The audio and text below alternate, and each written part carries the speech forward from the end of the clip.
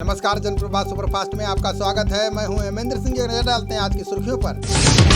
PM Modi ने अपनी संपत्ति और पैसों के बारे में खुलासा किया है। पीएम ने कहा कि उनकी चल संपत्ति 1,39,10,260 थी, जो अब 26.26% बढ़कर 1,75,63,618 रुपए हो गई है। गुजरात के गांधीनगर में उनकी एक जमीन है जिसकी कीमत 1.1 करोड़ बताई गई है। इसमें परिवार का भी हिस्सा है।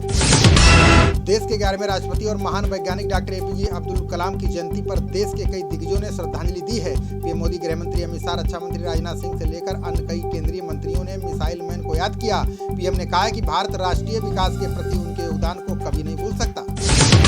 भाजपा अध्यक्ष JP नड्डा ने बिहार के रोहतास में एक चुनावी सभा को संबोधित किया। इस दौरान उन्होंने विपक्ष पर हमला बोलते हुए कहा कि राजनीति में भाषण देना और नारा लगाना बहुत आसान होता है, लेकिन गरीब जनता की सेवा वही कर सकता है जिसका 56 इंच का सीना होता है।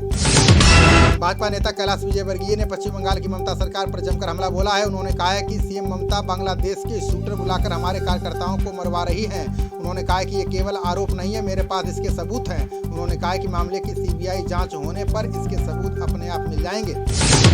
पश्चिम बंगाल में होने वाले विधानसभा चुनाव के लिए भाजपा कड़ी मेहनत कर रही है। ऐसे में इस साल दुर्गा पूजा चुनावी मैदान में तब्दील होने लगी है। 22 अक्टूबर को पीएम मोदी कोलकाता में वीडियो कॉन्फ्रेंसिंग के जरिए एक पूजा पंडाल को संबोधित करेंगे। बता दें कि भाजपा बंगाल में अपनी राजनीतिक जमीन तलाश कर रही है। गुर्जर आरक्षण आंदोलन के नेता कर्नल किरोड़ी सिंह बैसला महापंचायत करने जा रहे हैं। कर्नल ने कहा है कि आरक्षण की आगामी रणनीति बनाने के लिए 17 अक्टूबर को महापंचायत होगी। इसके लिए वो लोग भरतपुर के अड्डा गांव में जुटेंगे। गुर्जरों की महापंचायत के लिए गहलोत सरकार ने पुलिस प्रशासन को सतर्क कर दिया है। पंजाब सरकार किसानों के समर्थन में केंद्रीय कृषि कानूनों को पूरी तरह से खारिज करने जा रही है। इसके लिए CM अमरिंदर सिंह ने 19 अक्टूबर को विधानसभा का विशेष सत्र बुलाया है, जिसमें पंजाब कृषि कानूनों के खिलाफ फैसला लेने वाला देश का पहला राज्य बनने जा रहा है। इसके बाद दूसरे राज्यों में यह देखने को मिल सकता है। मध्य प्रदेश के कांग्रेस नेता दिनेश गुर्जर के खिलाफ मामला दर्ज किया गया है। उनके खिलाफ ये मामला CM शिवराज को भूखे नंगे कहने की वजह से दर्ज किया गया है। बता दें कि गुर्जर ने CM शिवराज पर भूमि अधिग्रहण का आरोप लगाया था। उन्होंने कहा था कि पहले उनके पास 5 एकड़ की जमीन थी, लेकिन अब उनके पास हजारों एकड़ जमीन है। बिहार चुनाव में नीतीश की पार्टी को हराने के लिए मोदी चुनावी मैदान में उतर गए हैं। पीएम मोदी के हमशक्ल नंदन मोदी ने गोपालगंज के हथुआ सीट से नामांकन किया है। नंदन मोदी उर्फ अभिनंदन पाठक ने वंचित समाज पार्टी से पर्चा भरा है। बता दें कि नंदन मोदी देखने में वो पीएम मोदी की शक्ल के दिखते हैं, इसलिए वो चर्चा में है। मुंबई पुलिस ने TRP घोटाले को लेकर सुप्रीम कोर्ट में हलफनामा दायर किया है। इसमें रिपब्लिक टीवी की तरफ से दायर याचिका का विरोध किया गया है। मुंबई पुलिस ने कहा कि रिपब्लिक टीवी की याचिका कानूनी प्रक्रिया का दुरुपयोग है। ये अभिव्यक्ति की आजादी के नाम पर सरकारी काम में बाधा नहीं डाल सकते हैं। टेलीविजन रेटिंग मापने वाली संस्था बार्क ने अगले 12 सप्ताहों के लिए TRP मापने पर रोक लगा दी है। कंपनी की तरफ से निर्णय मुंबई पुलिस द्वारा TRP घोटाले के भांडाफोड़ करने के बाद लिया गया है। न्यूज ब्रॉडकास्टिंग एसोसिएशन ने बार्क के इस फैसले का स्वागत किया है। बता दें कि मुंबई पुलिस कमिश्नर ने TRP घोटाले का खुलासा किया था। केंद्रीय पर्यावरण मंत्री प्रकाश जावड़ेकर ने दिल्ली NCR में प्रदूषित स्थानों पर नजर रखने के लिए CPCB की 50 टीमों को तैनात किया है। इस दौरान जावड़ेकर ने पंजाब सरकार से पराली जलाने पर रोक लगाने की अपील की है। हालांकि उन्होंने कहा कि पराली जलाना दिल्ली NCR में वायु प्रदूषण का मुख्य कारण नहीं है। दिल्ली के CM केजरीवाल ने वायु प्रदूषण से निपटने के लिए अभियान शुरू किया। उन्होंने लोगों से रेड लाइट पर रुकने के दौरान वाहनों के इंजन बंद करने की अपील की है। बता दें कि बढ़ते प्रदूषण को रोकने के लिए दिल्ली NCR में आज से ग्रे प्लान लागू हो गया है, जिसमें आवश्यक सेवाओं को छोड़कर डीजल, पेट्रोल, जनरेटर पूरी सर्दी बंद रहेंगे। दिल्ली NCR में आज हवा की गुणवत्ता बहुत खराब स्तर पर पहुंच गई है। नासा द्वारा ली गई तस्वीरों में अमृतसर, पटियाला, अंबाला समेत कई जगहों पर पराली जलाए जाने की घटना सामने आई है। पृथ्वी विज्ञान मंत्रालय की वायु गुणवत्ता प्रारंभिक चेतावनी प्रणाली ने कहा है कि राजधानी की वायु गुणवत्ता पर इसका प्रभाव फिलहाल कम है। स्वास्थ्य विशेषज्ञों ने राजधानी दिल्ली को लेकर चेतावनी जारी की है, जिसमें कहा गया है कि दिल्ली में तापमान गिरने और प्रदूषण बढ़ने से कोरोना का खतरा बढ़ गया है। विशेषज्ञों ने कहा है कि लंबे समय तक दूषित हवा में रहने वाले लोगों को सबसे ज्यादा नुकसान हो सकता है, क्योंकि लोगों के फेफड़ों तक कोरोना पहुंचने की संभावना है। Army chief general MM Naravane नवंबर के पहले सप्ताह में नेपाल के दौरे पर जाएंगे। आर्मी चीफ अपने दौरे पर नेपाल के सैन्य एवं राजनीतिक नेतृत्व से मुलाकात करेंगे। इस बीच भारत नेपाल के द्विपक्षीय संबंधों पर गहन चर्चा होने की संभावना है। नेपाल की राष्ट्रपति विद्या देवी भंडारी नरवणे को नेपाल आर्मी के जनरल मानद रैंक से सम्मानित करेंगी।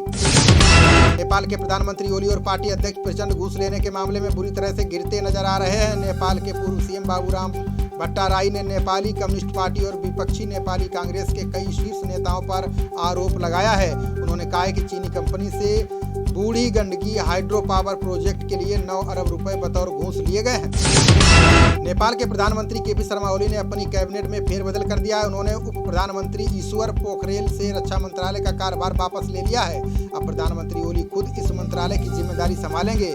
माना जा रहा है कि ये कदम भारत के साथ संबंधों को पटरी पर लाने की कोशिश के तहत उठाया गया है। सीएम नीतीश कुमार से अनबन को लेकर भी एलजेपी अध्यक्ष चिराग पासवान का बड़ा बयान सामने आया है। चिराग पासवान ने कहा है कि नीतीश कुमार से मेरी कोई दुश्मनी नहीं है, ये केवल नीतियों की लड़ाई है। चिराग ने कहा है कि मैं अपनी पिताजी का सपना पूरा करना चाहता हूं। उन्होंने कहा कि मैं सिर्फ बिहारी फर्स्ट की बात करता हूं।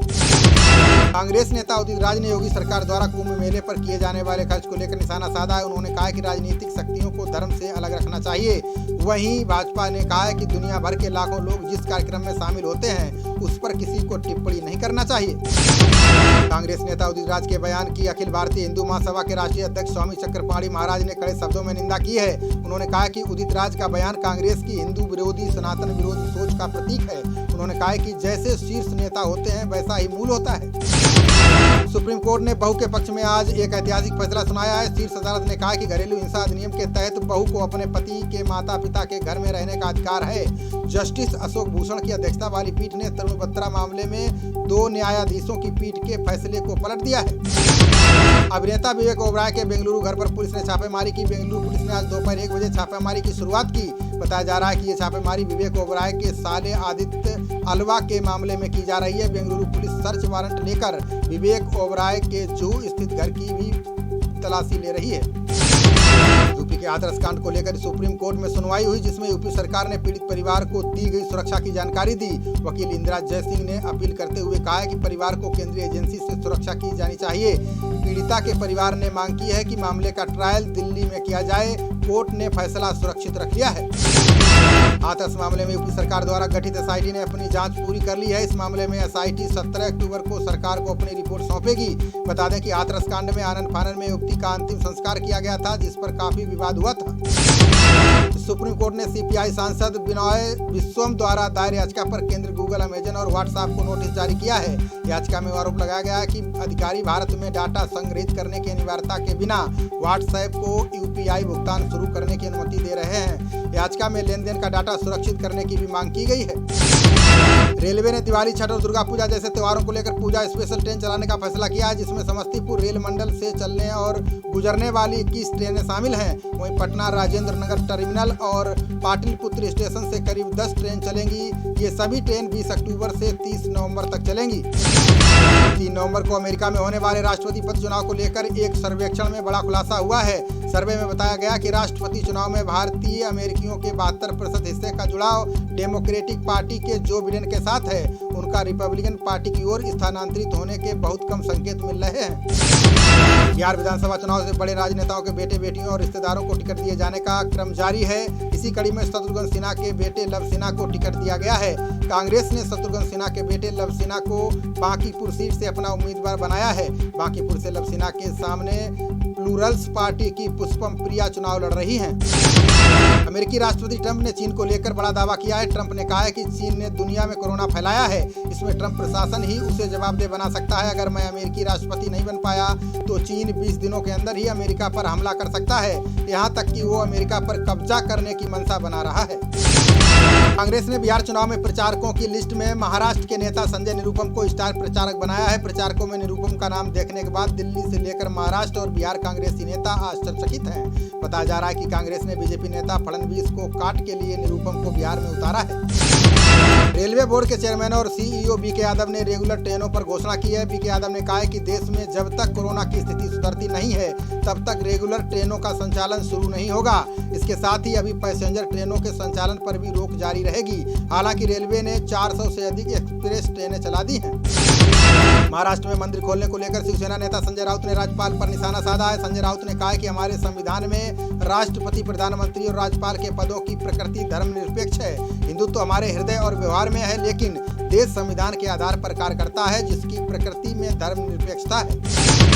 प्रधानमंत्री के इस्तीफे की मांग को लेकर हो रहे अभूतपूर्व प्रदर्शनों के बाद थाईलैंड की राजधानी में आपातकाल लगा दिया गया है। छात्रों की अगुवाई में शुरू हुआ प्रदर्शन अभूतपूर्व अभियान में बदल गया है। इस दौरान शाही काफिले को रोकने का प्रयास किया गया। प्रदर्शनकारी थाईलैंड के संवैधानिक राजतंत्र में सुधार की मांग कर रहे हैं। सीएम योगी ने आज विश्व हाथ धुलाई दिवस पर हाथ धोना रोके कोरोना अभियान का शुभारंभ किया। उन्होंने कहा कि सामान्य सी दिखने वाली स्वच्छता की आदतों को अपनाकर हम एक स्वस्थ और आरोग्यपूर्ण जीवन जी सकते हैं। हाथ धोना हमारे व्यवहार का एक महत्वपूर्ण हिस्सा है, जिससे हम विभिन्न बीमारियों से बच सकते हैं। बसपा के राष्ट्रीय अध्यक्ष शिवपाल यादव ने कहा कि आगामी विधानसभा चुनावों में उनकी पार्टी सपा के साथ कोई समझौता नहीं करेगी। यादव ने कहा है कि बसपा पूरे प्रदेश में अपनी अलग पहचान बना चुकी है। उन्होंने पार्टी के पदाधिकारियों के साथ चर्चा की और उन्हें संगठन को जमीनी स्तर पर मजबूत बनाने के निर्देश दिए। सीएम योगी आदित्यनाथ ने महिला सुरक्षा के दृष्टिगत हर थाने में एक महिला हेल्प डेस्क स्थापित करने को कहा है। सीएम ने कहा कि सरकार द्वारा लागू किया जा रहा मिशन शक्ति अभियान शारदीय नवरात्रि से लेकर वासंतिक नवरात्रि तक चलाया जाएगा। उन्होंने कहा कि सरकार महिलाओं बालिकाओं की सुरक्षा और सम्मान के लिए प्रतिबद्ध है। महाराष्ट्र की सरकार ने जल युक्ति शिवार जल संरक्षण योजना में अनियमितताओं की जांच एसआईटी को सौंपने का निर्णय लिया है। गृह मंत्री अनिल देशमुख ने कहा है कि कैग की रिपोर्ट में इसकी गुणवत्ता और नतीजों पर सवाल उठाए गए हैं। देशमुख ने कहा है कि पूर्व सरकार द्वारा चलाई गई इस योजना में खर्च और नतीजों पर कई सवाल उठाए गए हैं।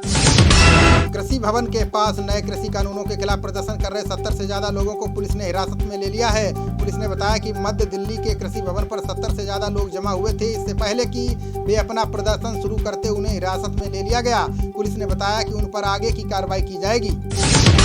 पंजाब पुलिस ने पूर्व केंद्रीय मंत्री विजय सांपला को गिरफ्तार किया है। पुलिस ने पूर्व मंत्री को जलालाबाद के गांव चक जानीसर से उस समय गिरफ्तार किया है जब पीड़ित दलित परिवार से मिलने जा रहे थे। सांपला ने कहा है कि दलित परिवार के साथ अमानवीय व्यवहार किया गया है। सरकार आरोपियों पर कार्रवाई के बजाय मुझे गिरफ्तार कर रही है। कैंसर से जंग लड़ रहे अभिनेता संजय दत्त ने पहली बार खुलकर बात की है। संजय दत्त ने इंस्टाग्राम पर एक वीडियो पोस्ट किया है। इसमें संजय दत्त ने कहा है कि उन्हें विश्वास है कि वो कैंसर की बीमारी को हरा देंगे। आपको बता दें कि दत्त के फेफड़ों में कैंसर होने की जानकारी अगस्त में पता चली थी। इसके बाद से वो दुबई में अपना इलाज करवा रहे हैं।